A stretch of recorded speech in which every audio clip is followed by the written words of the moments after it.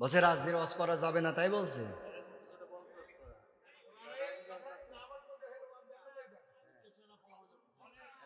রাজনীতির ওয়াজ করলাম কনে?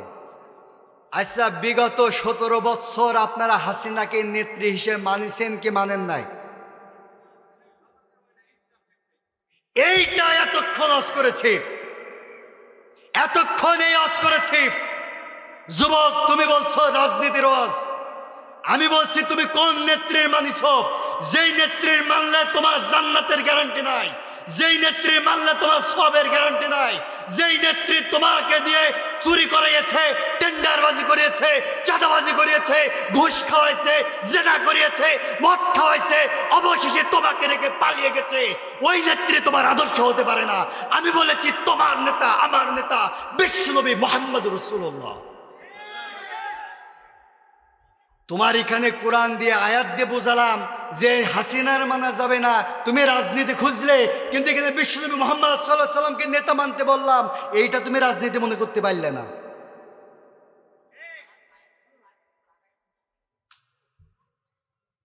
তার মানে হাসিনা চলে গেছে কিন্তু শিকড় এখনো রয়েছে। আপনারা বিগত 17 বছর ধরে স্লোগান দিয়েছেন মুজিবের নামে, আপনারা বিগত 17 বছর স্লোগান দিয়েছেন হাসিনার নামে। আপনারা গোপালগঞ্জবাসী, আপনাদের কাছে জানতে চাই, আপনার নেত্রী দেশ ছেড়েছে, আপনাকে কি নিয়েছে? তাহলে যেই নেত্রী আপনার সাথে নেয় নাই, বুঝে নিতে হবে ওই নেত্রী কোনোদিন আপনাদের কল্যাণ চাই নাই। কথা আপনারা ঠিক বলেন নাই, কিন্তু মন খারাপ। কিন্তু আমাদের নেতা শেখ মুজিবুর রহমান নয়, আমাদের নেতা জিয়াউর রহমান নয়, আমাদের নেতা বেগম খালেদা জিয়া নয়, আমাদের নেতা হাসিনা নয়, আমাদের নেতা বিশ্বনবী মুহাম্মদুর রাসূলুল্লাহ সাল্লাল্লাহু আলাইহি ওয়াসাল্লাম।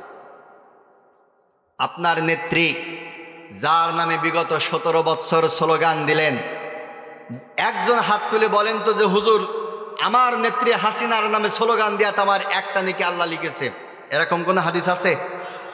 সবাই বলেন আছে। কোন নেত্রীর নামে স্লোগান দিলেন? যেই নেত্রী বিগত 17 বছর বাংলাদেশের ক্ষমতার মসনদে বসেছে। কিন্তু আপনাদের কাছে জানতে চাই গোপালগঞ্জবাসী, 17 বছরে আপনার নেত্রী কোরআন দ্বারা একটা বিচার বাংলাদেশে কার্যক্রম করেছে? কোন নেত্রীকে আপনি স্লোগান দিয়েছেন? কিন্তু আপনি যদি বিশ্বনবী মুহাম্মদুর রাসূলুল্লাহ সাল্লাল্লাহু আলাইহি ওয়াসাল্লামকে যদি নেতা মানেন, আল্লাহ রাব্বুল আলামিন বললেন বিশ্ব নবীকে যদি কেউ নেতা মানে, আমি আল্লাহ রাব্বুল আলামিন ওই বান্দার 2টি পুরস্কার ঘোষণা করব। জোরে বলেন কয়টা পুরস্কার? আরো জোরে বলেন কয়টা? আল্লাহ রাব্বুল আলামিন কোরআনুল কারীমের 3 নম্বর সূরা আলে ইমরান আয়াত নাম্বার 31, আল্লাহ রাব্বুল আলামিন কোরআনুল কারীমের মধ্যে বলতেছেন, কুল ইন কুনতুম তুহিব্বুনাল্লাহ ফাত্তাবিউনি ইউহিব্বুকুমুল্লাহু ওয়া ইয়াগফির লাকুম যুনুবাকুম আল্লাহু গফুরুর রহিম। জোরে বলি আল্লাহু আকবার। আল্লাহ রাব্বুল আলামিন বলছেন, তোমরা যদি বিশ্ব নবীকে নেতা মানো, কাকে? আপনারা কিন্তু উত্তর দেন নাই। কাকে? আরো জোরে বলেন কাকে? ভাইরা আমার, আপনারা গোপালগঞ্জের মানুষ। এখানে আসার আগে আমাকে অনেকেই বলছে, হুজুর গোপালগঞ্জে যাচ্ছেন, সারা বাংলাদেশ স্বাধীন হয়েছে, গোপালগঞ্জ কিন্তু স্বাধীন হয় নাই। এটা কি সত্য? আমরা সারা বাংলাদেশে আলোচনা করি, কোনটা গোপালগঞ্জ আর কোনটা কিগঞ্জ এইটা আমরা দেখি না।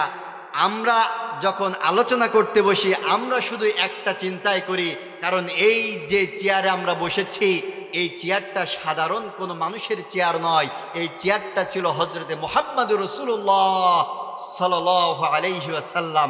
কাজে এই চেয়ারে বসে যদি কোনো আলেম চিন্তা করে এটা গোপালগঞ্জ, আল্লাহর কসম আমি বলতে চাই যেই ব্যক্তি চিন্তা করবে এটা গোপালগঞ্জ, ওর ঈমান থাকবে না। কথা কি বুঝতে পারছেন? কাজে আমি আপনার নেতার সম্পর্কে আলোচনা করছি না, আমি আলোচনা করছি আমার নেতা বিশ্বনবী মুহাম্মদ সাল্লাল্লাহু আলাইহি সাল্লাম সম্পর্কে। আল্লাহ পাক বলছেন, তোমরা যদি মুহাম্মদ সাল্লাল্লাহু আলাইহি সাল্লামকে নেতা মানো তাহলে আল্লাহ রাব্বুল আলামিন তোমাদের পুরস্কার দিবেন দুইটা। জোরে বলেন কয়টা? এক নাম্বার, আল্লাহ রাব্বুল আলামিন বলেন, যদি তোমরা বিশ্ব নবীকে নেতা মেনে নিতে পারো তাহলে এক নাম্বার পুরস্কার, তোমরা যখন থেকে বিশ্ব নবীকে নেতা মেনে নিবা ওই সময় থেকে আমি আল্লাহ রাব্বুল আলামিন তোমাদেরকে ভালোবাসা শুরু করব। সুবহানাল্লাহ, স্বয়ং আল্লাহ ভালোবাসবে। দ্বিতীয় নাম্বার পুরস্কার, আল্লাহ রাব্বুল আলামিন বললেন, ওয়ায়াগফির লাকুম যুনুবাকুম, আমার বিশ্ব নবীকে যদি তোমরা নেতা মানতে পারো আমি আল্লাহ রাব্বুল আলামিন কথা দিতেছি তোমাদের জীবনের সব গুনাহগুলো ক্ষমা করে দেব। বিশ্ব নবীকে যদি নেতা মানো দুইটা পুরস্কার। এক, আল্লাহ তাআলা বলছেন যখন থেকে বিশ্ব নবীকে নেতা মানবা তখন থেকে আমি আল্লাহ রাব্বুল আলামিন ভালোবাসা শুরু করব, আর যখন থেকে বিশ্ব নবীকে নেতা মানবা আমি আল্লাহ রাব্বুল আলামিন তোমাদের জীবনের সব গুনাহগুলো ক্ষমা করে দেব। সুবহানাল্লাহ। ভাইয়ের আমার, বন্ধুরা আমার, আপনার নেত্রীকে যদি মানেন, আপনার নেত্রীকে যদি আপনি মেনে নেন, ও গোপালগঞ্জবাসী, হাসিনাকে যদি আপনি মানেন, জান্নাতের গ্যারান্টি পাবেন নাকি? জোরে বলেন পাবেন। কিন্তু আল্লাহ রাব্বুল আলামিন বললেন, যদি তোমরা বিশ্ব নবী মুহাম্মদুর রাসূলুল্লাহ সাল্লাল্লাহু আলাইহি ওয়াসাল্লামকে নেতা হিসাবে মেনে নাও, আল্লাহ রাব্বুল আলামিন বললেন আমি আল্লাহ তাআলা তোমাদের জান্নাতের গ্যারান্টি দিতেছি। কোন জায়গায় দিতেছেন? দলিল কি? আল্লাহ রাব্বুল আলামিন কোরআনুল কারীমের 4 নম্বর সূরা সূরা নিসার 13 নম্বর আয়াতের মধ্যে বলতেছেন, ওয়ামাই ইউতিইল্লাহা ওয়া রাসূলাহু ইউদখিলহু জান্নাতিন তাজরি মিন তাহতিহাল আনহার। আল্লাহ পাক বলেন, ওয়ামাই ইউতিইল্লাহ, আল্লাহ রাব্বুল আলামিনকে তোমরা মেনে নাও, ও রাসূলুহু, আর রাসূলকে তোমরা নেতা হিসাবে মেনে নাও। রাসূলকে যদি নেতা মানতে পারো, ইদখিলহু জান্নাত, আল্লাহ রাব্বুল আলামিন তোমাদেরকে একটা বিরাট বড় জান্নাত দান করবে। সুবহানাল্লাহ। শুধু জান্নাত দিবে না, আল্লাহ পাক বললেন জান্নাতিন তাজরি মিন তাহতিহাল আনহার, এমন জান্নাত দেবে যেই জান্নাতের তলদেই দ্বারা আল্লাহ রাব্বুল আলামিন নহর প্রবাহমান করে রেখে দিয়েছেন। কি নহর? কি? 4টি নহর কিতাবের মধ্যে এসেছে।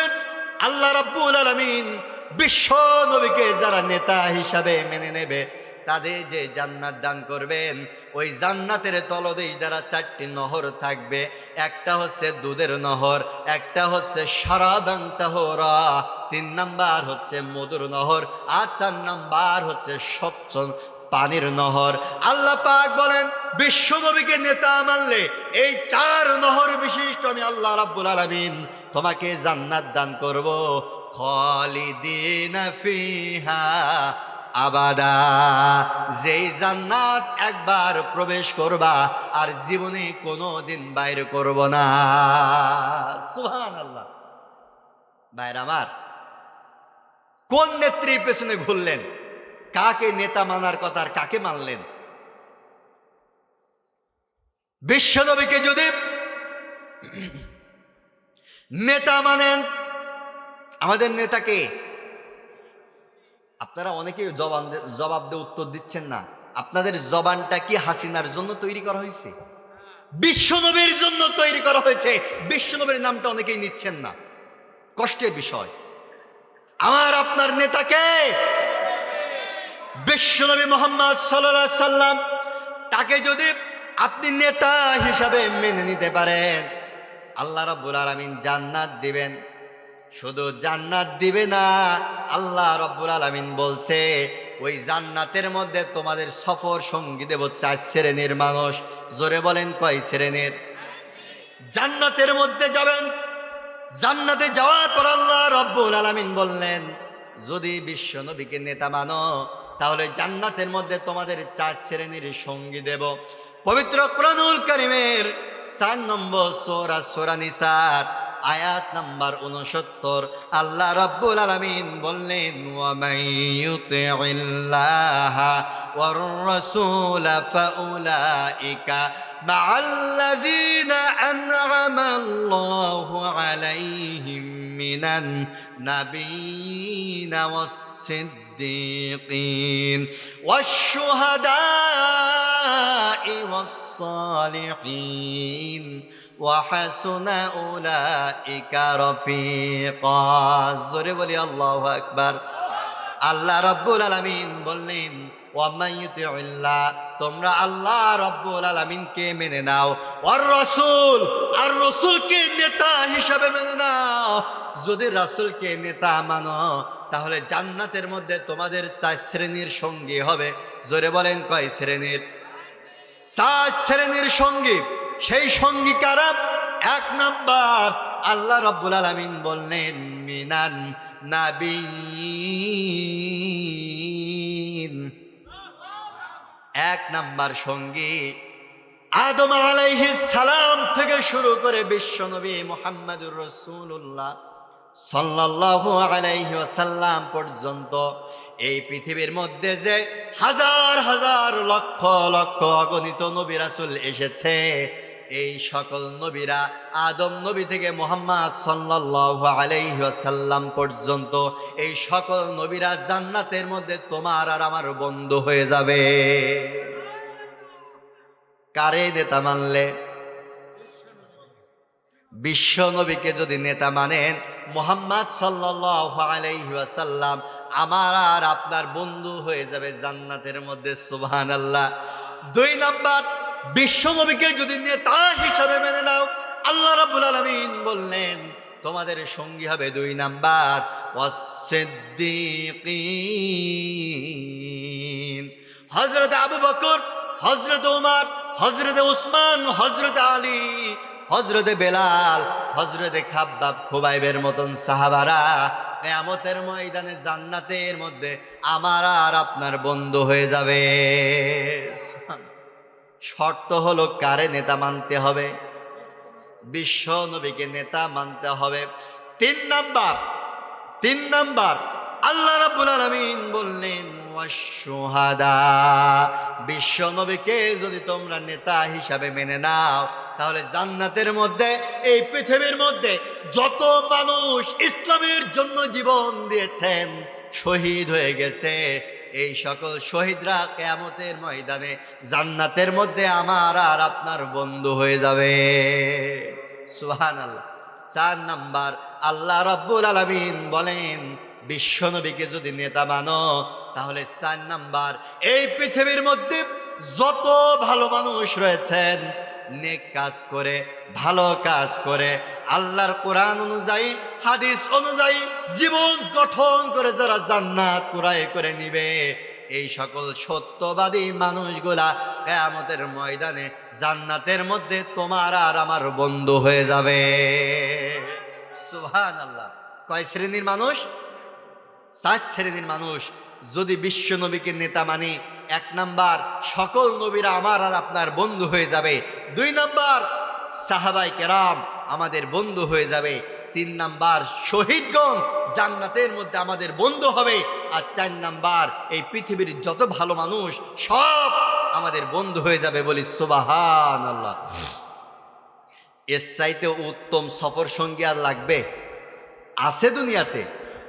আল্লাহ রাব্বুল আলামিন নিজেই বলতেছেন ওয়া হাসুনা উলাইকা রফিকা। এর চাইতে উত্তম সঙ্গী আর হতে পারে না। তাহলে নেতা হিসাবে বিশ্ব নবীকে মানতে হবে।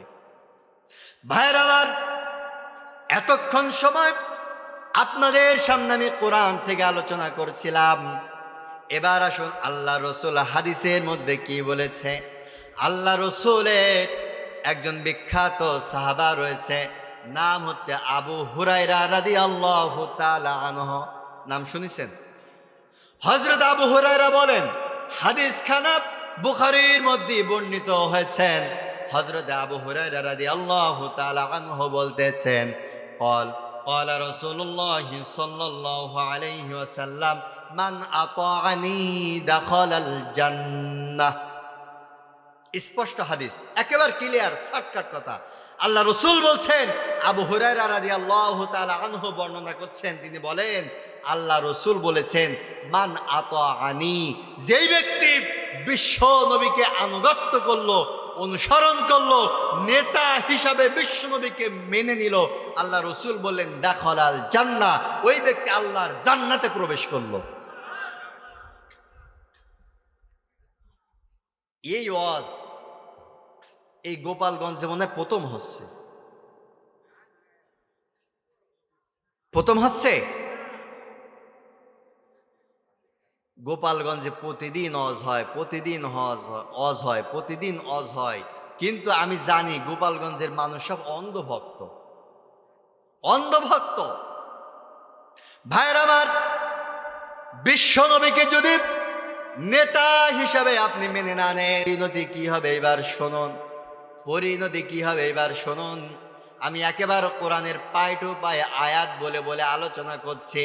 আমি কানের মধ্যে হাতি যদি এক কান ধরে দেই, তাহলে কাহিনী আপনারা শুনবেন, পছন্দ করবেন, কিন্তু কাহিনী বলে হবে কি? আল্লাহর কোরআন থাকতে কাহিনী আবার কিসের রস আবার কাহিনী কিসের রস? আল্লাহ পাক কোরআন দিলেন, বললেন কোরআনের রস করো। আমরা এসে আরে বাবা কানের মধ্যে হাত দিয়ে গলায় সুর আছে, কাহিনী ধরে দিলাম, মানুষ কিচ্ছু বুঝলো না, আমল করলো না, বাড়ি চলে গেল, লাভ হয়েছে? কোরআন তাহলে এসেছে কিসের জন্য? আল্লাহ রাব্বুল আলামিনও তো এই পৃথিবীতে যে লক্ষাধিক নবী রাসূল প্রেরণ করেছেন, ওই নবীদের জীবনী আর গল্প যদি বিশ্বনবীকে জানিয়ে দিতেন, তাহলে আল্লাহ রসুলের 23 বছর জিন্দেগিতে 124টা যুদ্ধ করা লাগতো না। আল্লাহ রসুলের দান মোবারক শহীদ হওয়া লাগতো না, মাথার হেলমেট ভেঙে মগজের মধ্যে ঢোকা লাগতো না। কোরআন থাকতে কিসের কাহিনী? আসুন, আজকের যেহেতু মাদ্রাসার উদ্যোগে মাহফিল, আমি প্রথমেই বলেছি মাদ্রাসা হচ্ছে আল্লাহ রসুলের ঘর, কাজে রসুলকে মানতে হবে। রসুলকে যদি না মানি, পরিণতি কতটা ভয়ঙ্কর আল্লাহ রাব্বুল আলামিন কোরআনুল কারীমের 47 নম্বর সূরা মুহাম্মাদের 33 নম্বর আয়াতের মধ্যে বর্ণনা করেছেন। আল্লাহ রাব্বুল আলামিন কোরআনুল কারীমের মধ্যে বললেন, ইয়া আইয়ুহাল্লাযীনা আমানু আতিউল্লাহা ওয়া আতিউর রাসূলা ওয়া লা তুবতিলু আমালাকুম। আল্লাহ রাব্বুল আলামিন বিশ্ব নবীর পর আয়াত নাজিল করলেন গোটা পৃথিবী মানুষের জন্য। আল্লাহ রাব্বুল আলামিন বললেন, ইয়া আইয়ুহাল্লাযীনা আমানু, ওহে গোটা পৃথিবীর ঈমানদাররা তোমরা শোনো, আতিউল্লাহ, আল্লাহ রাব্বুল আলামিনকে তোমরা মেনে নাও, ওয়া আতিউর রাসূল, আর রাসূলকে তোমরা নেতা হিসাবে আনুগত্য করো। বিশ্ব নবীকে যদি নেতা হিসাবে মেনে না নাও, তাহলে ওয়ালা তুবতিলু আমালাকুম, তোমাদের তামাম জিন্দেগির আমলগুলা নষ্ট করে দিব। ভাইরা আমার, বন্ধুরা আমার, আপনার আর আমার জীবনের আমল সব যিনি বরবাদ করে দিবেন, জবান ছেড়ে বলুন তো তিনি কে? আরো জোরে বলেন তিনি কে? তার মানে এই সূরা মুহাম্মাদের 47 নম্বর আয়াত, 47 নম্বর সূরা মুহাম্মাদের 33 নম্বর আয়াত প্রমাণ করে, বিশ্ব নবীকে যদি নেতা হিসাবে না মেনে নেন, তাহলে আপনার নামাজ, আপনার রোজা, আপনার হজ, আপনার যাকাত, আপনার জিকির আজগার, আপনার তাসবিহ তাহলিল, আপনার পিতামাতার হক, প্রতিবেশীর হক, যত ইবাদত করবেন আল্লাহ রাব্বুল আলামিন সব আমলগুলা নষ্ট করে দিবে। এইবার আসেন, সব থেকে দামি একটা কথা বলতেছি। এই যে কোরআনের আয়াত বলে আমি কথা বলছি, এখানে আলেমরা রয়েছে, ভুল হলে ধরিয়ে দেবেন। আল্লাহ পাক বলছেন ওয়ালা তুবতিলু আমালাকুম, আমল সব নষ্ট হয়ে যাবে। রাসূলকে নেতা না মানলে আমল নষ্ট হয়ে যাবে। বিশ্বাস করুন, স্পষ্ট ভাষায় গোপালগঞ্জবাসী আপনাদেরকে জানিয়ে দিচ্ছি, কারণ যে ঘরের মধ্যে আপনারা রয়েছেন ঘর ভাঙিয়ে দিচ্ছি। আমরা হচ্ছে আলেম, আমাদের উচিত আপনাদের কাছে সত্য হক প্রচার করে দেওয়া। আল্লাহ রসুলকে নেতা না মেনে পৃথিবীর কোন মানুষকে যদি নেতা মানেন, আল্লাহর কসম ঈমান নষ্ট হয়ে যাবে। এই বাংলাদেশে বিগত 17 বছরে বহু এমন আমি মিছিল শুনেছি যে আমরা মুজিব সৈনিক। এই বাংলাদেশে বুদ্ধিজ্ঞান হওয়ার পর থেকে আর এক শ্রেণীর মানুষের কাছে আমরা শুনেছি আমরা জিয়ার সৈনিক। আপনারা কার সৈনিক হিসেবে দাবি করছেন? একটাবার কি চিন্তা করেছেন? একটাবার কি চিন্তা করেছেন কার সৈনিক হিসেবে দাবি করেছেন? আপনারা রাস্তার মাঝখানে গিয়ে স্লোগান দিচ্ছেন আমার নেতা, তোমার নেতা, অমুক নেতা, অমুক নেতা। অমুক নেতার চরিত্র ফুলের মতন পবিত্র। কোন নেতার চরিত্রের সার্টিফিকেট দিলেন? যেই নেতা টেন্ডারবাজ করে, চাঁদাবাজ, ঘুষখোর, মাগিবাজ করে, ওই নেতা কোনোদিন মুসলমানদের আদর্শের নেতা হতে পারে না। ঘোর ভেঙে আপনারা আধারে চলে আসুন, ঘোরের মধ্যে আর থেকেন না। 5 আগস্টে যেই নেত্রী পালিয়ে চলে গেছে, ওই নেত্রী এই দেশের জনগণের কথা একবারও চিন্তা করেন নাই। এই গোপালগঞ্জে বাড়ি তার, আপনারা কেন তার অন্ধভক্ত হলেন আমি বুঝি না, আমি বুঝি না। আল্লাহ পাক বলছেন বিশ্ব নবীকে নেতা না মেনে পৃথিবীর কোন মানুষের যদি নেতা মানো, ঈমান আমল কিচ্ছু থাকবে। তাহলে বলতে পারেন যে হুজুর আল্লাহ রসুল তো এখন নাই, নেতা মানবো কার? আল্লাহ রাব্বুল আলামিন মনে হয় সে উত্তর দেন নাই, দেখছেন না? আল্লাহ রাব্বুল আলামিন বলেন যেই নেতার মধ্যে 4 গুণ বিশিষ্ট নেতা, যার মধ্যে 4 গুণ থাকবে ওই নেতারে মেনে নাও। কয় গুণ? জোরে বলেন কয় গুণ? 4 গুণ। আল্লাহ রাব্বুল আলামিন বললেন যেই নেতা ক্ষমতা পাওয়ার সাথে সাথেই সমাজের মধ্যে নামাজ প্রতিষ্ঠা করে, ওই নেতাকে তোমরা অনুসরণ করো। যেই নেতা সমাজের মধ্যে যাকাত ভিত্তিক অর্থ ব্যবস্থা কায়েম করে, ওই নেতারে তোমরা মেনে নাও। যেই নেতা সৎ কাজের আদেশ দাও, ওই নেতারে তোমরা মেনে নাও। যেই নেতা মানুষের মধ্যে খারাপ কাজ যখন দেখে বাধা প্রদান করে, ওই নেতারে মেনে নাও।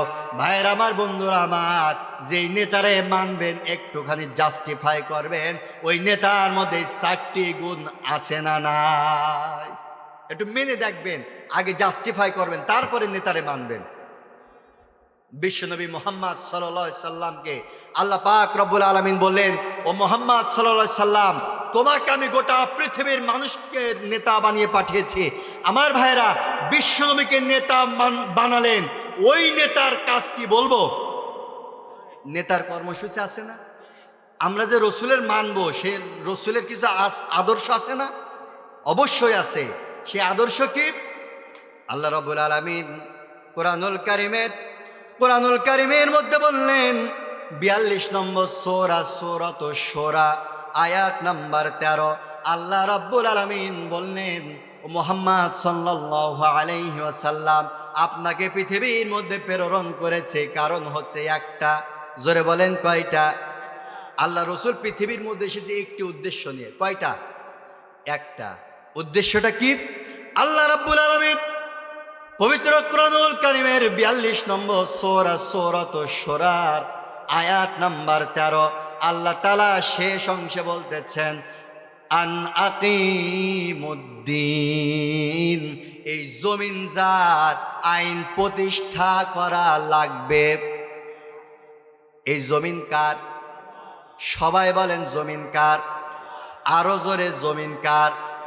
আল্লাহ রাব্বুল আলামিন বললেন জমিন যার, আইন প্রতিষ্ঠা করা লাগবে তার। ওয়ালা তাতাফাররাকু ফি, আর আল্লাহ জমিনে দিন প্রতিষ্ঠা করার ব্যাপারে কোনো দলাদলি চলবে না, মত পার্থক্য চলবে না, ইখতিলাফ চলবে না, মত ভিন্নতা প্রকাশ করা যাবে না। আল্লাহ জমিনে আল্লাহ দিন প্রতিষ্ঠা করবার জন্য যারা দলাদলি করবে, মত পার্থক্য তৈরি করবে, আল্লাহর কসম বন্ধু ঈমান থাকবে না, মুনাফিক হয়ে যাওয়া লাগবে। আল্লাহ জমিনে দিন প্রতিষ্ঠার ব্যাপারে কোনো দলাদলি চলবে। আল্লাহ পাক ডাইরেক্ট বলছেন ওয়ালা তাতাফাররাকু ফি, ইসলাম প্রতিষ্ঠার ব্যাপারে দলাদলি করো না। ভাইরা আমার, ইসলামের মধ্যে অনেক বিধানের মধ্যে দলাদলি আছে। যেমন আমরা নামাজ পড়ি, নামাজ দেখা যায় একজন ভাই এসে আল্লাহু আকবার বুকের উপরে হাত বাঁধে, আছে না নাই? আছে। অনেক ভাই এসে আল্লাহু আকবার নাভির নিচে হাত বাঁধে, আছে না নাই? অনেকে আবার আল্লাহু আকবার বলে বুকের উপরেও হাত বাঁধে না, নাভির নিচেও হাত বাঁধে না, হাত ছেড়ে দেয়, আছে না নাই? যদি কোনো মুহাক্কিক আলেমের কাছে আপনি প্রশ্ন করেন যে হুজুর এই যে 3 নিয়মে নামাজ পড়লো, নামাজ কি হবে? মুহাক্কিক আলেম বলবে হাদিস যেহেতু 3টায় আছে, নামাজ হয়ে যাবে। এখানে ইখতিলাফ করার সুযোগ আছে, দলাদলি করার সুযোগ আছে, মত পার্থক্য মতভিন্নতার সুযোগ আছে, কিন্তু আল্লাহর জমিনে দিন প্রতিষ্ঠার ব্যাপারে আল্লাহ পাক বললেন ওয়ালা তাতাফাররাকু ফি, খবরদার আল্লাহর জমিনে দিন প্রতিষ্ঠার ব্যাপারে কোনো দলাদলির সুযোগ নাই। ভাইরা আমার, বন্ধুরা আমার, হযরত ইব্রাহিম নবীকে আল্লাহ রাব্বুল আলামিন বললেন ইব্রাহিম তুমি যাও নমরুদের কাছে গিয়ে বলো আল্লাহর জমিনে আল্লাহর আইন প্রতিষ্ঠা করা লাগবে। আল্লাহর আইন ছাড়া পৃথিবীর মধ্যে কোনো মানব রচিত আইন চলতে পারে? সবাই বলেন চলতে পারে। হযরত ইব্রাহিম নবী, মুসলিম জাতির পিতা ইব্রাহিম আলাইহিস সালাম নমরুদের কাছে চলে গেল। ভাইরা আমার, নমরুদ কিন্তু সাধারণ কোনো বাদশা নন, তিনি ছিলেন গোটা পৃথিবীর বাদশা, অনেক ক্ষমতার মালিক। মুসলিম জাতির পিতা ইব্রাহিম নবী নমরুদকে গিয়ে বললেন নমরুদ তোমার আইনে রাষ্ট্র পরিচালনা করা এটা অসম্ভব, আল্লাহর আইনে রাষ্ট্র চালাইতে হবে। নমরুদ বলতেছে ইব্রাহিম আল্লাহ আবার কে? আল্লাহ কোথা থেকে পেয়েছ? ইব্রাহিম নবী বলতেছে ও নমরুদ, যিনি তোমাকে তৈরি করেছেন, যিনি আমাকে তৈরি করেছেন, যিনি আসমান জমিন চন্দ্র সূর্য নক্ষত্র গ্রহ তারা কীট পতঙ্গ নবমণ্ডল ভূমণ্ডল সব কিছু যিনি তৈরি করেছেন, তিনি হচ্ছেন আমাদের রব আল্লাহ। নমরুদ বলতেছে তোমার আল্লাহর পাওয়ার কেমন? চিন্তা করতে পারেন কত বড় শয়তান। বলছে তোমার আল্লাহর পাওয়ার কেমন? হযরত ইব্রাহিম নবী বললেন আমার আল্লাহর পাওয়ার হচ্ছে আল্লাহ পাক যদি বলেন কুন ফায়াকুন, হয়ে যাওয়ার সাথে সাথে হয়ে যায়। নমরুদ বলতেছে তোমার আল্লাহর ক্ষমতা কি আমার চাইতে বেশি? জোরে বলি নাউজুবিল্লাহ। আল্লাহ পাক রব্বুল আলামিন অনেক কষ্ট পেলেন, রাগান্বিত হলেন। নমরুদ ইব্রাহিম নবীর সামনে বললেন আনা রব্বুকুমুল আলা, ও ইব্রাহিম আমি হচ্ছে সবচাইতে বড় রব, আমি হচ্ছে বড় খোদা। ইব্রাহিম নবী বলল ও নমরুদ তোমার পতনের সময় হয়ে গেছে, আর বেশি দিন বাকি না। নিজেকে যেহেতু ক্ষমতার মালিক মনে করা শুরু করেছ, আর বেশি দিন টিকতে পারবা না। আমার দেশের হাসিনাও কিন্তু তাই মনে করেছিল, 41 সাল পর্যন্ত একেবারে গ্যারান্টি দিয়েছিল, কিন্তু আল্লাহ রাব্বুল আলামিন 41 সালের আগেই 24 সালে আউট করে দিয়েছে। কথা ঠিক না ঠিক? ভাইয়ের আমার, নমরুদ বলতেছে ইব্রাহিম তোমার আল্লাহর যদি ক্ষমতা থাকে তাহলে তোমার আল্লাহকে বলো এই জমিনে রব নমরুদের সাথে যুদ্ধ ঘোষণা করতে। জোরে বলে নাউজুবিল্লাহ। ক্ষমতা পেয়ে নমরুদ একেবারে পাগল হয়ে গেছে। হযরত ইব্রাহিম নবী বলতেছে ও নমরুদ তুমি কার সাথে পাল্লা নিতে চাও? আমার আল্লাহ তার সাথে দেবে যারা পাল্লা আমার আল্লাহ রাখে না তাদের ঘাড়ের কল্লা। জোরে বলেন সুবহানাল্লাহ। শুরু হয়ে গেল খেলা। ইব্রাহিম নবী বলল, ঠিক আছে, তোমার সাথে যুদ্ধ হবে। দিন তারিখ পড়ে গেল, মাঠ ঠিক হয়ে গেল। নমরুদ সশস্ত্র বাহিনী নিয়ে, লক্ষাধিক সশস্ত্র বাহিনী নিয়ে, র্যাব পুলিশ নিয়ে ময়দানে নেমে গেল। ময়দানে হাজির, ইব্রাহিম নবীও হাজির। নমরুদ বলতেছে, ইব্রাহিম তোমার রব কই? তোমার রবকে তো দেখি না। হযরত ইব্রাহিম নবী আল্লাহ রাব্বুল আলামিনের কাছে দোয়া করলেন, মালিক, আজকে যদি এই ব্যাটার পোলারে যদি সাইজ না করে ময়দান থেকে ফিরিয়ে দাও, তাহলে এইটি আগের দিন রাজ সিংহাসনে বসে জাতির উদ্দেশ্যে ভাষণ দেবে। ইব্রাহিমের আল্লাহ বলতে কেউ নাই। আল্লাহ, আজকে এই ব্যাটার পোলার এই ময়দান থেকে ছেড়ে দেওয়া যাবে না, এটা সাইজ করে ছেড়ে দাও। নমরুদ লক্ষাধিক র্যাব পুলিশ নিয়ে, বাহিনী নিয়ে মাঠে হাজির। হযরতে ইব্রাহিম নবী আল্লাহ রাব্বুল আলামিনের কাছে দোয়া করে দিলেন। আল্লাহ রাব্বুল আলামিন বাহিনী পাঠিয়ে দিলেন। ইব্রাহিম নবী কান খাড়া করে শুনলেন, আসমানের এক পাশ থেকে গুন গুন করে গান গাইতে গাইতে আল্লাহ রাব্বুল আলামিনের যোদ্ধা বাহিনী চলে আসছে। নাম কি? আপনাদের শুধু স্মরণ করাই দিতেছি, ক্ষমতার বাড়াবাড়ি যারা করেছে আল্লাহ রাব্বুল আলামিন তাদের কিভাবে পতন করেছে, শুধু সেই ঘটনাটা আপনাদের একটু স্মরণ করাই দিতেছি। গুন গুন করে গান গাইতে গাইতে আসছে। কিতাবের মধ্যে এসেছে আল্লাহ রাব্বুল আলামিন মশা পাঠিয়ে দিলেন। একটা করে মশা নমরুদ বাহিনীকে আস্তে করে দেয় কষা। কষা দিতে দেরি হয়, নমরুদ বাহিনী জমিনে লুটিয়ে পড়তে দেরি হয় না। নমরুদ চিন্তা করতেছে, আল্লাহ, সারা জীবন মশা মারলাম, চড় মারলি গুলিয়ে যায়, এ কোন মশা? হাতি মরে তো মশা মরে না, এ কি জ্বালা। বুঝছেন তো আপনার আমার কথা?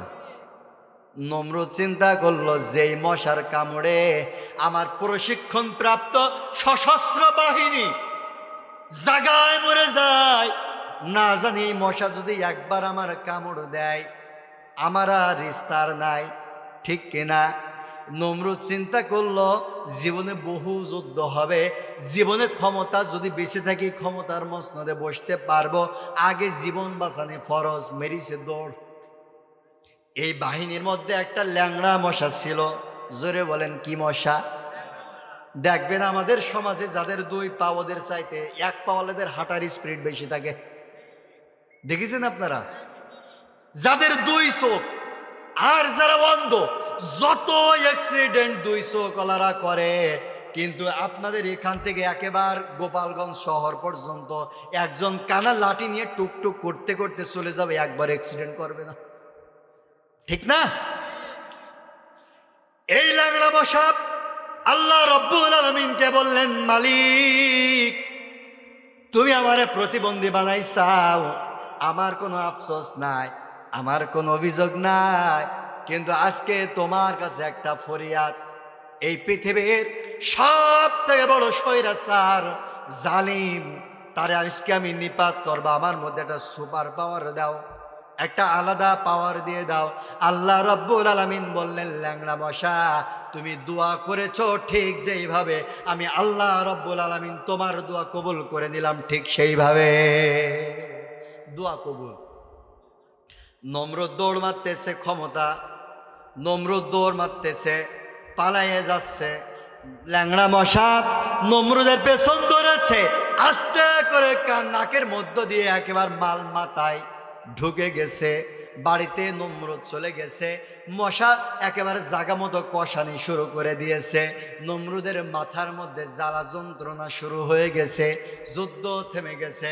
নমরুদ গোটা পৃথিবীর সব ডাক্তারদেরকে ডাকলেন, রাজপ্রাসাদে আমন্ত্রণ জানালেন, বললেন, দেখো তো মাথার মধ্যে জ্বালা যন্ত্রণা হয়, সহ্য করতে পারি না, ট্রিটমেন্ট কর। ডাক্তাররা পরীক্ষা নিরীক্ষা করে সিটি স্ক্যান করে এরপরেও ডাক্তাররা কোনো রোগ ধরতে পারে? জোরে বলেন, পারে? পৃথিবীর যত মেডিসিন রয়েছে সব মেডিসিন প্রয়োগ করলো, কিন্তু নমরুদের মাথার যন্ত্রণা সারাইতে পারে? নমরুদ বলতেছে, কি ঘোড়ার ডিম ডাক্তারি তোমরা শিখেছ? সামান্য একটা মাথার ব্যথা তোমরা সারাইতে পারো না, কি ঘোড়ার ডিম ডাক্তারি শিখেছ? মেডিকেল মেডিকেল সায়েন্সের বড় বড় ডাক্তার তারা বললেন, বাদশাহ নমরুদ, আমরা মেডিকেল সায়েন্সের শেষ পাতায় পড়েছিলাম গোটা পৃথিবীর মেডিসিন যেখানে শেষ হয়ে যাবে, জুতা মেডিসিনের কাজ সেখানে শুরু হয়ে যাবে। নমরুদ বলতেছে, তার মানে তোরা কি জুতাতে চাস?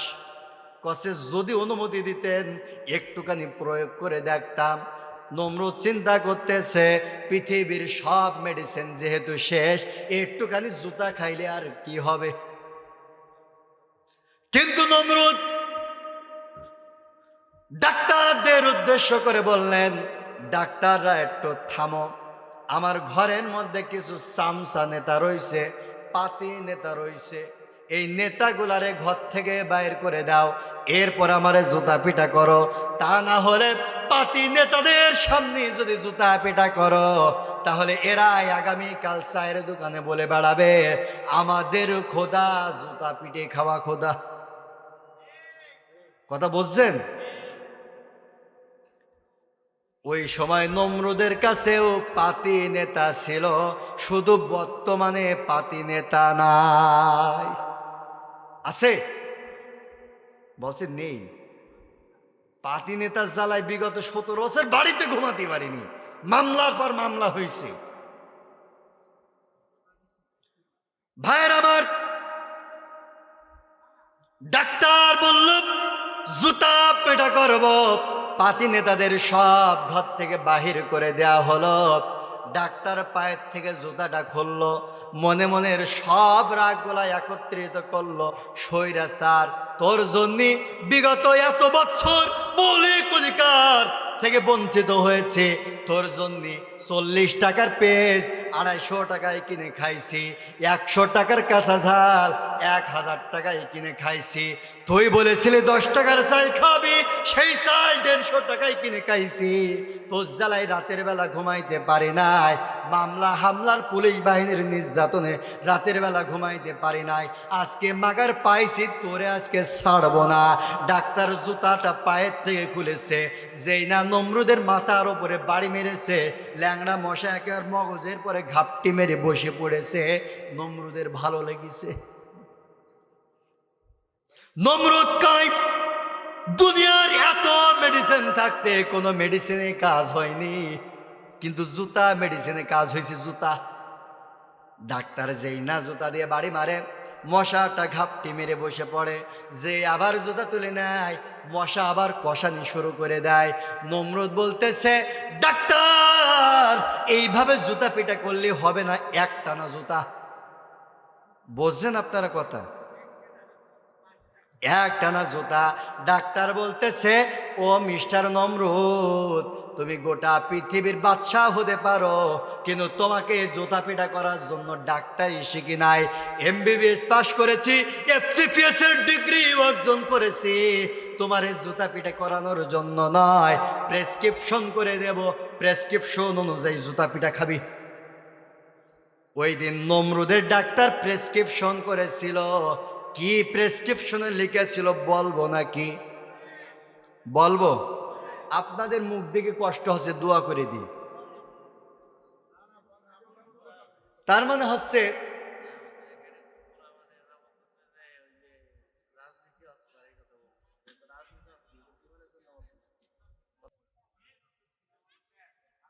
নমরুদ নমরুদ তার ডাক্তার বলতেছে,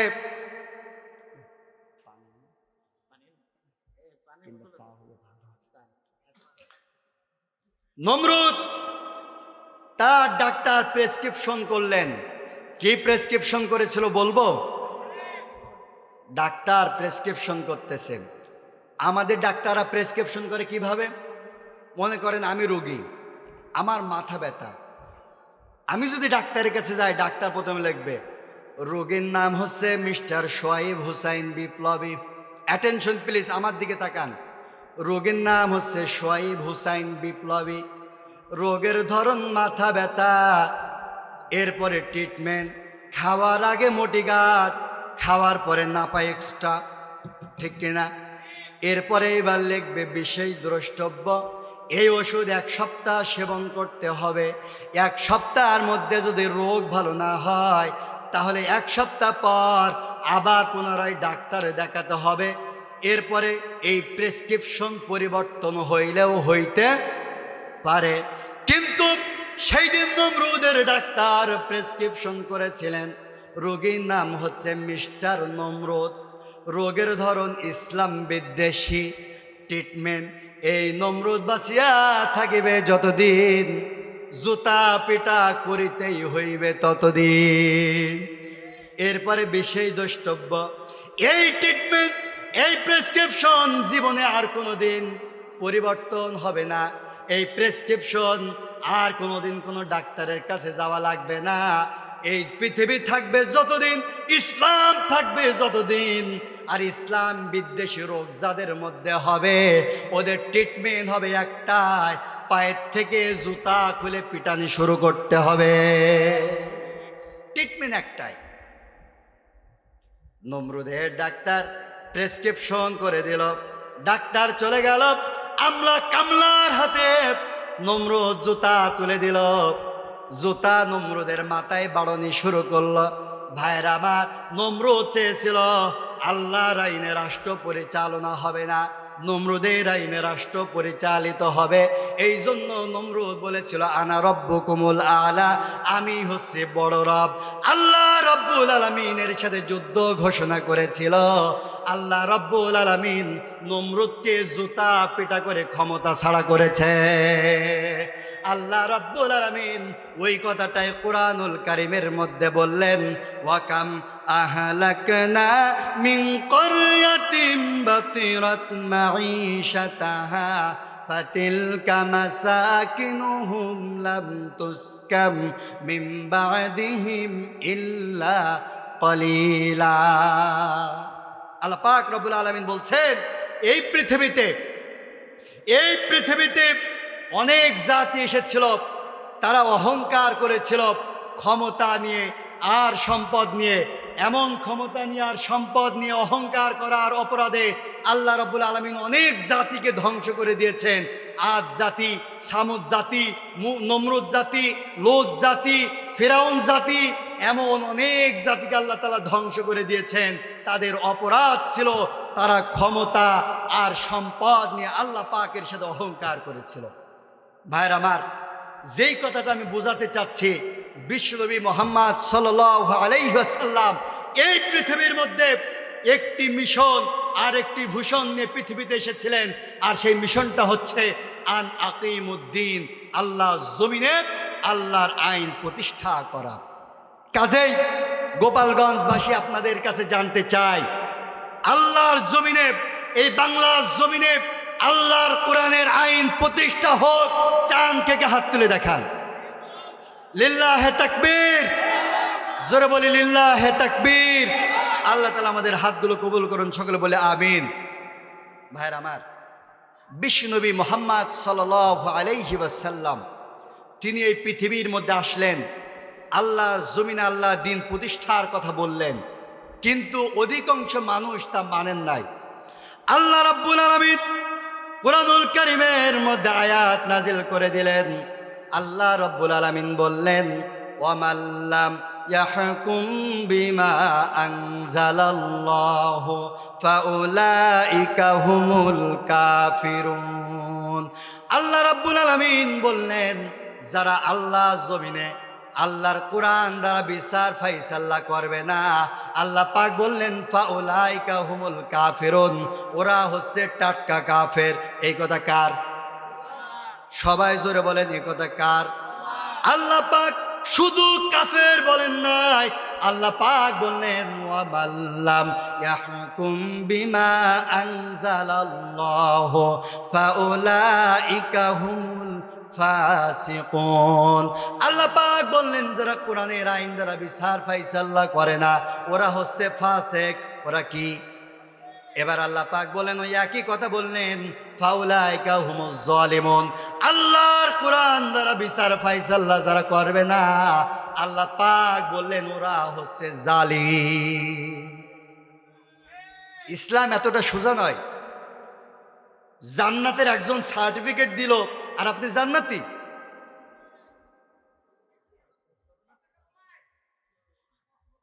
আসলে এই দোষটা আপনাদের না, দোষটা হচ্ছে আমাদের আলেমদের। আমি বুঝি না, 15 বছর মাদ্রাসায় পড়ে কোরআনের তাফসির শিখে কেন এই স্টেজে বসে তাফসির না করে কাহিনী ধরে, এটা আমি বুঝি না। কাহিনী বলা অপরাধ নয়, শিক্ষার জন্য কাহিনী বলবে, অবশ্যই বলবে। আমি যেমন কাহিনী বললাম শিক্ষার জন্য, তাই বলে আপনি কানে হাত দিয়ে বালির পরে আপনি জান্নাতের একটা আকৃতি আঁকালেন, বিক্রি করলেন, আর আপনি জান্নাতি। জান্নাত এত সোজা?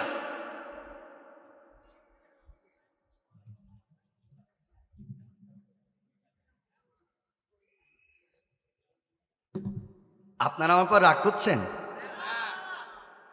মানে বিষয় হয়েছে, এক দাদা আর তার নাচ ছেলে একসাথে রাতের বেলা ঘুমায়। তার নাচ ছেলের গাঁজা খাওয়ার নেশা। কের নেশা? গাঁজা খায়। বিড়ি আর গাঁজার গন্ধই দাদা মোটে ঘুমাতে পারে না। অবশেষে দাদা বলছে, দেখ নাচ ছেলে, তোর বিড়ি আর গাঁজার গন্ধই রাতের বেলা ঘুমাইতে পারি না। তুই যদি একটানা 40 দিন ফজরের নামাজ জামাতের সহিত আদায় করতে পারিস, তোর একটা মোটর সাইকেল কিনে দেবো। কি কিনে দেবো? মোটর সাইকেল কিনে দেবো। নাচ ছেলে চিন্তা করলো, সামান্য গাঁজা আর বিড়ি যদি ছেড়ে দিই, 40 দিন নামাজ যদি পড়ি, মোটর সাইকেল যেহেতু পাবো, এ তো লাভজনক ব্যবসা। নাচ ছেলে একটানা 40 দিন ফজরের নামাজ পড়িছে। 40 দিন পরে দাদারকে বলছে, দাদা মোটর সাইকেল দাও। কাজে কের মোটর সাইকেল? কাজে তুমি না বলিলে 40 দিন একটা নামাজ পড়লে তুমি মোটর সাইকেল দুবা, আজকে তো 40 দিন মোটর সাইকেল দাও। দাদা বলছে, তোর নামাজ তুই পড়েছিস, তোর আবার কের মোটর সাইকেল? নাচ ছেলে তখন বলছে, দাদা আমি জানতাম তুমি সিটারি করবা, এই জন্য 40 দিন নামাজ পড়েছি ঠিকই, একদিন উজু করিনি। তো আমাদের বিষয় হয়েছে, হুজুর আপনি যতই ওয়াজ করেন আমরাও মানব না, এরম কিছু না। ভাই, আমরা মুসলমান, আমাদের একদিন পৃথিবী থেকে চলে যাইতে হবে। অবশ্যই কোরআন এবং হাদিস অনুযায়ী কতটুকু আমল করেছেন আপনার কাছে হিসাব নেওয়া হবে। ইকরা কিতাবাকা কাফা বিনাফসিকাল ইয়াউমা আলাইকা হাসিবা। জীবনের প্রত্যেকটা কথার হিসাব আপনার দিতে হবে। আমি আলেম, আপনারা সেদিন বলবেন, ও আল্লাহ, শোয়েব হোসাইন বিপ্লবে আমার এলাকায় এসেছিল, আমি বামপন্থী রাজনীতি করেছি, আমি চরিত্রহীন নেতার পিছনে ঘুরেছি, ওই হুজুর এসে তো এই ওয়াজ করিনি। শোনেন, নেতার ওয়াজ কেন করলাম শুনবেন? যুবক ভাইয়েরা ভালো করে শোনেন। আল্লাহ পাক বলছেন, ইয়াউমা নাদউ কুল্লা উনাসিম বিইমামিহিম। আলেম পাশে বসে রয়েছেন। আল্লাহ পাক বলছেন, ইয়াউমা নাদউ কুল্লা উনাসিম বিইমামিহিম। কিয়ামতের ময়দানে আল্লাহ রাব্বুল আলামিন তোমার সাথে একজন ব্যক্তিকে তুলবেন। আল্লাহ পাক বললেন, আব্দুর রহমান দাঁড়া। আব্দুর রহমান দাঁড়াবে। আব্দুর রহমানের সাথে আরো একজন দাঁড়াবে। তিনি কে? আল্লাহ পাক বলছেন, বিইমামিহিম। দুনিয়ার জীবনে যেই নেতার নেতৃত্বে চলেছ, ওই নেতারা সহ তোমার দাঁড় করাবো। চিন্তা করতে পারেন, এই আয়াতটা নিয়ে আমি অনেক গবেষণা করেছি। এই আয়াতটার উপরে আমার 2 ঘন্টার আলোচনা রয়েছে। আমি চিন্তা করলাম, আল্লাহ রব্বুল আলামিন আপনার সাথে আপনার বাবাকে তুলবে না, আপনার সাথে আপনার দাদাকে তুলবে না, আপনার সাথে আপনার ভাইকে তুলবে না, আপনার সাথে আপনার আপনজনকে তুলবে না। কিয়ামতের ময়দানে আপনার সাথে যাকে তুলবে তিনি হচ্ছে আপনার নেতা। নেতা যদি খারাপ হয় কি জবাব দেবেন?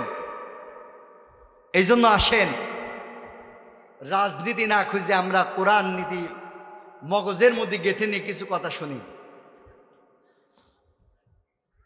ভাইরা আমার, কাম টু মাই পয়েন্ট। আল্লাহ রাব্বুল আলামিন বলেন, আল্লাহর কোরআন দ্বারা যারা বিচার ফাইসাল্লাহ করবে না, আল্লাহ পাক রব্বুল আলামিন 3টা কথা বললেন। 1 নাম্বার বললেন ওরা হচ্ছে জালেম, 2 নাম্বার বললেন ওরা হচ্ছে ফাসেক, 3 নাম্বার হচ্ছে ওরা হচ্ছে কাফের।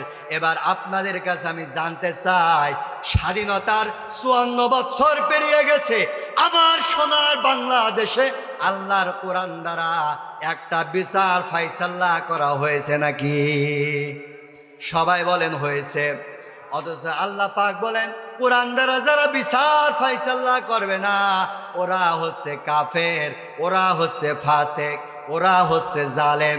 আর আমরা দেখতে পাচ্ছি বিগত স্বাধীনতার 54 বছর পেরিয়ে গেছে, আল্লাহর কোরআন দ্বারা একটা বিচার বাংলার জমিনে হয় নাই। ভাইয়ের আমার, বন্ধুরা আমার, বাংলার জমিনে ব্রিটিশের আইন দ্বারা বিচার ফাইসাল্লা করা হয়, বাংলার জমিনের ডক্টর কামালের আইন দ্বারা বিচার ফাইসাল্লা করা হয়, আল্লাহর কোরআন দ্বারা বিচার ফাইসাল্লা করা হয় না। অথচ আল্লাহ পাক বললেন কোরআন দ্বারা বিচার করো। ভাইয়ের আমার, যেই ব্রিটিশের আইন দ্বারা বাংলার জমিন বিচার করা হচ্ছে, বলুন তো দেখি ওই ব্রিটিশরা কাফের নাকি মুসলিম? তাহলে বিগত 54 বছর স্বাধীনতা পেরিয়ে গেছে, বাংলাদেশে কাফেরদের আইনে বিচার হচ্ছে, বাংলাদেশে কোরআনের আইন দ্বারা একটা বিচার কার্যক্রম হয়। আপনি কোন হিসাবে নিজেকে মুসলিম দাবি করেন? আপনার বয়স 60 বছর হয়ে গেছে, 40 বছর পেরিয়ে গেছে, হৃদয়ের মধ্যে কি একটাবার নাড়া দিয়েছে যাহারে 54 বছর বাংলাদেশ স্বাধীন হয়েছে, আল্লাহর কোরআন দ্বারা একটা বিচার হলো না, বিচার চলছে কাফেরদের আইন দ্বারা? একটাবার কি নিজের কাছে প্রশ্ন করেছেন? অথচ আল্লাহ রাব্বুল আলামিন আল্লাহর কোরআনের আইন দেন নাই কোথায়?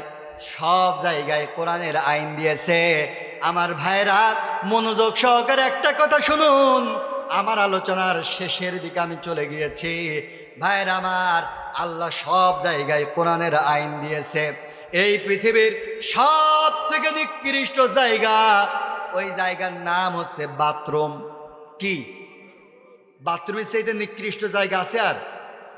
অথচ এই বাথরুমের মধ্যে কিভাবে যাবেন? ইসলাম ওই আইন দেশে নাকি দেন নাই? দেশে। আল্লাহ রসুল বললেন, বাথরুমের মধ্যে যখন যাবা, তোমার বাম পা দিয়ে প্রবেশ করবা, বাথরুম থেকে যখন বাইর হবা, ডান পা দিয়ে বাইর হবা। বাথরুমের মধ্যে যখন প্রবেশ করবা, নির্দিষ্ট একটা দোয়া রয়েছে, দোয়াটা পড়বা, আল্লাহুম্মা ইন্নী আউযু বিকা মিনাল খুবুসি ওয়াল খাবাইস।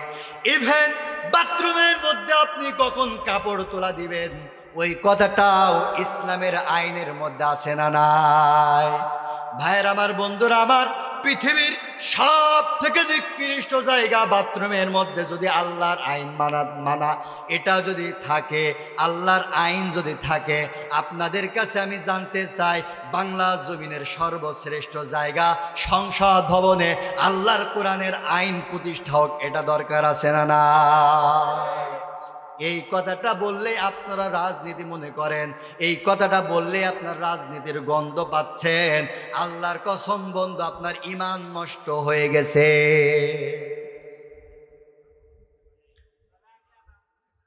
ভাইয়ের আমার, স্বাধীনতার 54 বছর পেরিয়ে গেছে, ব্রিটিশের আইন দ্বারা বাংলা জমিনে বিচার কার্যক্রম হচ্ছে। এই ব্রিটিশের আইনে বিচার হওয়াতে আমার দেশে লাভ হয়েছে নাকি লস হয়েছে? আন্দাজে বললেন। আসেন, কোরআন দ্বারা একটা আমি উদাহরণ দিচ্ছি। আমার ভাইয়েরা, বাংলাদেশে চোর আছে না নাই? পৃথিবীর সব থেকে বেশি চোর। ও হো, এক একটা প্রকল্প থেকে হাজার হাজার কোটি টাকা চুরি আছে না নাই? এই সকল চোর নেতাদের দেখলে আমার ইন্দুরের কথা মনে হয়। যদি বলেন হুজুর, নেতার সাথে আবার ইন্দুরের কি সম্পর্ক? ইঁদুরের কি সম্পর্ক নেতার সাথে? 5 আগস্টে নেতাগুলা যখন পলায় গেছে, এই নেতাগুলাকে দেখে আমার ইঁদুরের গল্প মনে হয়েছে, বলবো নাকি? ভাইয়ের আমার, আপনারা গ্রামের মানুষ, যখন ধানের চাষ করেন, দেখবেন ওই ধান যখন পেকে যায়, গম যখন পেকে যায়, ওই গম ভুঁর মধ্যে, ধান ভুঁর মধ্যে ইঁদুর বাসা করে, গর্ত করে। ইঁদুর যেই ধান পেকে যায়, ইঁদুর তখন ওই ধানের বাইল বলে তো আপনাদের, ইঁদুর তখন ওই ধানের বাইল অর্থাৎ ধানের শীষ কেটে কেটে গর্তের মধ্যে ঢুকায়, গমের শীষ কেটে গর্তের মধ্যে ঢুকায়। মুসুরি যখন পেকে যায়, ইঁদুর মুসুরিগুলা নিয়ে গর্তের মধ্যে ঢুকায়, দেখেছেন আপনারা? কিন্তু ইঁদুর যেই দিন গর্তের মধ্যে ধানের বাল কেটে ঢুকায়, গমের বাল কেটে ঢুকায়, ওই মুসুরি যখন কেটে যখন গর্তের মধ্যে ঢোকায়, ইঁদুর জানে এই মালের মালিক আমি না, এই সম্পদের মালিক হচ্ছে জনগণ। জনগণ একদিন লাঠি নিয়ে আসবে, গরম পানি গর্তের মধ্যে ঢালবে, বাহির করে আইসা রকম বাড়বে। ইঁদুর এটা জানে। এই জন্য ইঁদুর যেই দিন কৃষকের সম্পদ নিজের গর্তের মধ্যে ঢোকায়, ওই দিন ইঁদুর বাইপাসে একটা গর্ত তৈরি করে রেখে দেয়। দেখেছেন আপনারা? দুইটা গর্ত করে, কোন কোন ইঁদুর চালাক হলে 3টা 4টা গর্ত করে রেখে দেয়।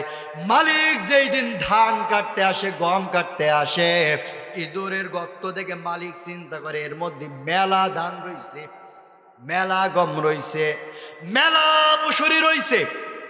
এই চিন্তা করে মালিক যখন গরম পানি ঢালে, হাতের মধ্যে লাঠি নিয়ে দাঁড়ায় থাকে, গরম পানি ঢালবো আর ইঁদুর যেই বেরোবে সেই বাড়বো। কিন্তু ইঁদুর সেই পরিকল্প আগেই করে রেখে দিয়েছে। ইঁদুরের গর্তে যখন গরম পানি ঢুকায়, ইঁদুর তখন ল্যাস নাড়ায় আর বলে, জনগণ তোরা বড্ড বোকা, এই জন্য তোদের দিয়েছি ধোকা। যেই দিন তোদের মাল চুরি করেছি, ওই দিন বাইপাসে রাস্তা তৈরি করেছি, যেই দিকে গরম পানি ঢেলে ইঁদুর বাইপাস রাস্তা দিয়ে দৌড় মারে। দেখেছেন আপনারা? 5ই আগস্টে ও গোপালগঞ্জবাসী, আপনাদেরকেই বলতে চাই, 5ই আগস্টে ইঁদুরের সাথে নেতাদের চরিত্র মিলে যায়। ওই সকল নেতারাও ওই ইঁদুরের গর্তের মতন জনগণের কালভার্ট মেরে গর্তই ঢুকাইছে, রড মেরে গর্তই ঢুকাইছে। এক একটা প্রকল্প থেকে হাজার হাজার কোটি টাকা চুরি করে নিজের গর্তের মধ্যে যেই দিন ঢুকাইছে, ওই সকল নেতারা জানে জনগণ একদিন রাজপথে নামবে আর আমাদের সাইজ করে ছেড়ে দেবে। এই জন্য ওই সকল বামপন্থী নেতারা যেই দিন জনগণের মাল চুরি করেছে, ওই দিন ইন্ডিয়ার পাসপোর্ট রেডি করে রেখেছে। কথা বলেন?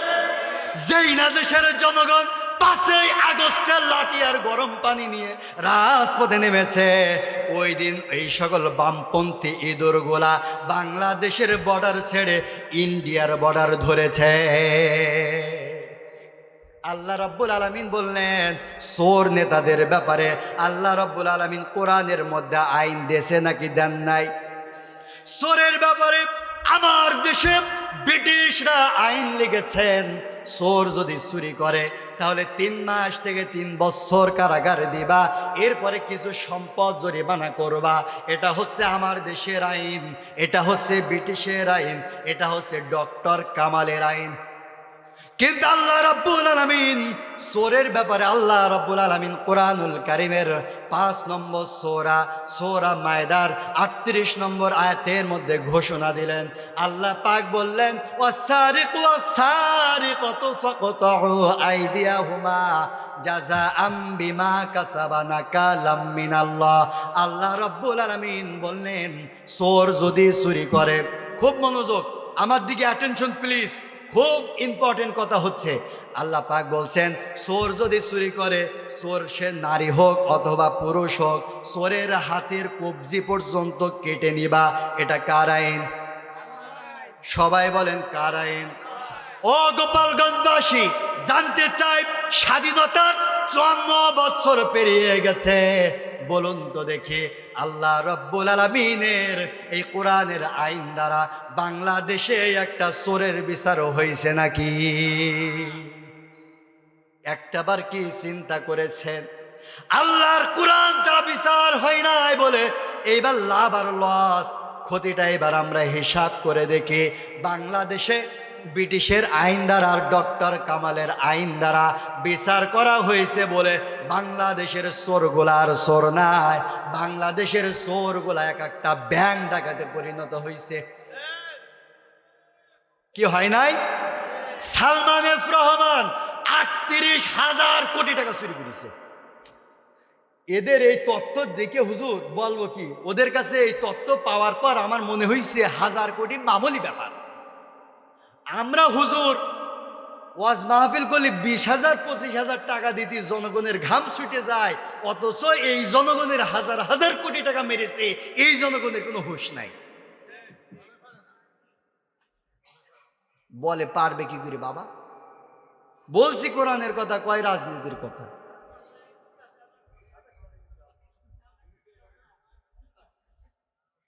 ভাইয়ের আমার, এবার আসেন আমার দেশের আইন দ্বারা বিচার করার কারণে চোরগুলা চোর নাই ব্যাং ডাকাতে পরিণত হয়েছে, কিন্তু আল্লাহর কোরআনের আইন দ্বারা যদি একটা চোরের বিচার বাংলা জমিনে করা হইতো, মনে করেন ওবায়দুল কাদের, এর বিচার যদি করা হয়, যদি ডান হাতের কবজি পর্যন্ত কেটে নেয়, ঢাকায় বিরাট আওয়ামী লীগের সমাবেশ হচ্ছে, ওবায়দুল কাদের লক্ষ লক্ষ জনগণের সামনে গিয়ে বলবে, ভাইয়ের আমার, বন্ধুরা আমার, জনগণ দেখবে যে ওবায়দুল কাদের হাত নেই। জনগণ তখন কি বলবে? এ হচ্ছে চোর, এই নেতার আনুগত্য করা যাবে না। এই আইন যদি পাশ হতো, বাংলাদেশের পূর্ব দিগন্ত থেকে সূর্য উদিত হওয়ার আগে আমার সোনার বাংলাদেশ চোর মুক্ত বাংলাদেশ হয়ে যেত। কিন্তু আল্লাহর কোরআন দ্বারা বিচার ফাইসাল্লা না হওয়ার কারণে আমার দেশের জনগণের সম্পদ তো দূরে থাক, মুসাল্লিদের পায়ের জুতা পর্যন্ত নিরাপদ নয়। কথা হচ্ছে কে? কথা বলা যাবে না, কথা বলা যাবে না। ভাইয়ের আমার, সময় যেহেতু অনেক হয়ে গেছে, না আলোচনা শেষ করে দিই। আপনাদের সামনে কথা বললাম, পর্দার অন্তরালে আমার মায়ের আছে, তাই না? মায়েদের সম্পর্কে অবশ্যই কিছু কথা বলবো। তার আগে আপনাদের ব্যাপারে একটা স্টেটমেন্ট আমি নিতে চাই। এই যে দীর্ঘ সময় কোরআন এবং হাদিস থেকে আপনাকে বিশ্ব নবীর নেতৃত্ব মানার জন্য যে দীর্ঘ সময় কথা বললাম, আল্লাহর জমিনে আল্লাহর দ্বীন প্রতিষ্ঠার জন্য আমি এই যে কোরআন এবং হাদিস থেকে কথা বললাম, এর মধ্যে থেকে আপনারা কি শিক্ষা নিতে পারবেন? সবাই বলেন পারবেন? রাজনীতি খুঁজবেন না তো? আচ্ছা, আপনাদেরকে বলতে চাই, রাজনীতি কি ইসলামের বাইরে? পরিবার নীতি ইসলামে আছে না নাই? সবাই বলবেন, সমাজনীতি ইসলামে আছে না নাই? অর্থনীতি ইসলামে আছে না নাই?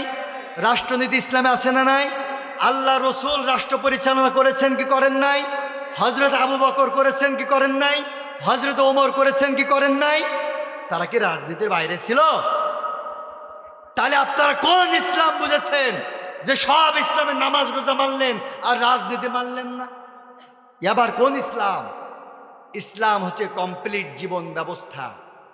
আসুন, আল্লাহ রাব্বুল আলামিন বিশ্বনবীর নেতৃত্ব মেনে নেওয়ার তৌফিক আমাদের দান করুন, সকলে বলে আমিন।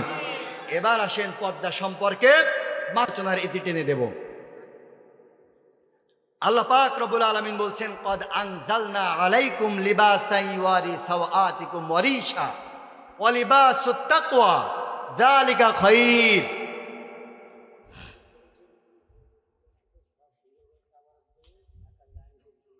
আচ্ছা, আমাদের তাবারকের সময় হয়ে গেছে, আপনারা সবাই সুন্দরভাবে বসেন, তাবারক নিয়ে আসবে, সুন্দরভাবে বসেন। আসেন পর্দা সম্পর্কে এবার কিছু কথা বলি। আল্লাহ রাব্বুল আলামিন পবিত্র কোরআনুল কারীমের মধ্যে বললেন, কদ আনজালনা আলাইকুম লিবাসান ইউয়ারি সাওআতিকুম ওয়ারিশা ওয়া লিবাসুত তাকওয়া যালিকা খায়র। আল্লাহ রাব্বুল আলামিন বললেন, আমি তোমাদের জন্য লেবাস নাজিল করেছি, পোশাক নাজিল করেছি।